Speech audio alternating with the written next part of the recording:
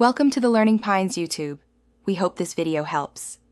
You begin by locking the goal, what the chatbot must achieve and how you'll measure success.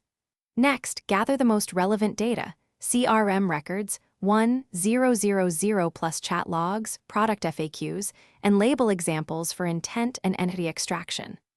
Once done, pick channels and integrations so you design for real user flow. Prioritize one channel to launch faster. Make sure to set success metrics like resolution rate and time to first response, so every technical choice maps back to business impact. You now create the chatbot's brain. Choose a hybrid approach, rules for safety and NLU/LLM for flexible language. Train intents and entities with at least 50 examples per class. Validate with a 20% holdout set. Then implement a dialogue manager that stores context and handles slots, and build clear fallback paths for unknown queries. Once integrations are wired to CRM and order systems, simulate 100 test conversations to tune confidence thresholds and reduce false positives. You finish by rolling out to a controlled audience and monitoring key metrics: CSAT, resolution percentage, and conversion lift.